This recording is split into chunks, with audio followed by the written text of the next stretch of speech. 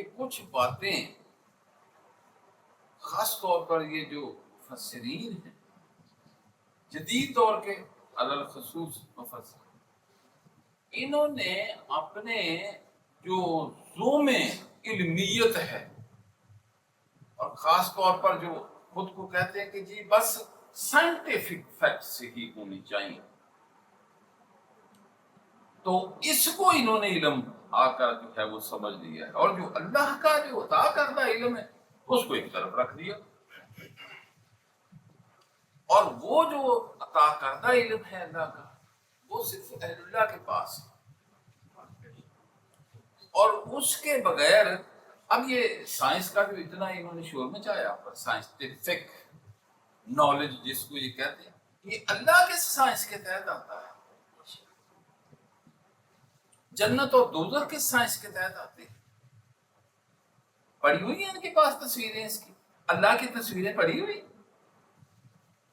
تو جب یہ بات ہی کچھ نہیں، اور بے شمار چیزیں ہیں کائنات کے، بے شمار گوشے ایسے ہیں کہ جن کا ابھی تک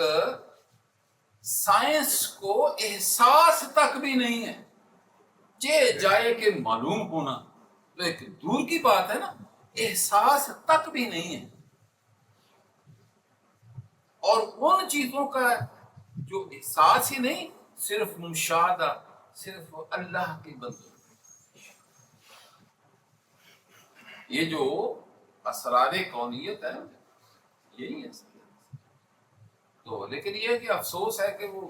مفسرین نے اپنی اسی علمی زوم میں اس کو علم ہی الٹی باتوں کو سمجھ لیا نا، کہ بس علم ہی وہ ہے۔ آپ دیکھیں سائنس نے ایک بات کو دریافت کر لیا، مثال کا تو میں صرف مثال دے رہا ہوں، سائنس نے ایک چیز کو دریافت کر لیا، تو مجھے بتائیں کہ دریافت کرنے کے بعد وہ علم جو ہے آپ کے پاس وہ موجود ہے، تو کیا اس علم کے بارے میں بات کرنی اور اس کو پروڈاؤن کرنا کہ دیکھ لیجیے سائنس نے بھی یہ کہہ دیا اور ہمارے قرآن میں یہ ہو گیا وہ ہو گیا، تو کیا یہ علمیت ہے؟ وہ تو سائنس نے لے لیا ہے، وہ تو آپ کو پتا چل گیا ہے کہ یہ کیا ہے، تو اب یہ علمیت ہے۔ اور اگر وہ جو کچھ سائنس نے لیا ہے، دریافت کیا ہے، اگر وہ قرآن و سنت کے مطابق ہے تو قرآن کا معجزہ ہے یہ،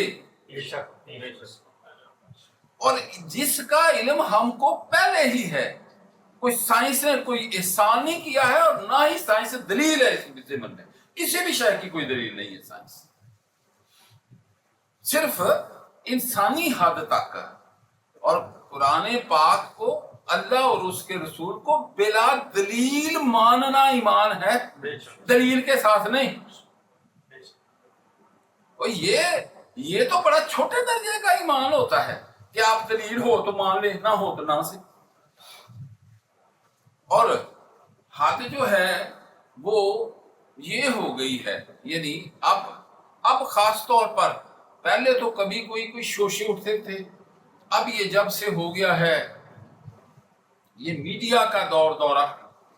تو اس میں پھر گمراہوں نے آ کر ان کو آسان طریقہ مل گیا کہ لوگوں کو گمراہ کرنا کیسے ہے، ہم نے دین سے ان کو پھیرنا کیسے ہے، اور اس کا آسان طریقہ جو صدیوں پہلے یہ جو دشمنوں نے اختیار کیا تھا نا، ملک دشمنوں نے یا یوں کہہ لیں ملت دشمنوں نے جو اختیار کیا تھا کہ حضور سید کائنات علیہ الصلوۃ والسلام کا احترام اور ادب ان کے دلوں سے مٹا، اور پھر جو اس کے جو اہل اللہ ہے ان کا ادب جو ہے وہ مٹا دیں ان کے دلوں سے، تو لا محالہ بات اسلام کا دور بھی ختم ہو جائے گا، بلکہ اسلام ختم ہی ہو جائے گا۔ اب جو سچویشن ہمارے ملک میں بھی اور اوور آل بھی یہ جو ان ملت دشمنوں نے پیدا کر دی ہے، تو وہ عین یہی سچویشن ہے، لوگ ایمان سے بھاگے جا رہے ہیں،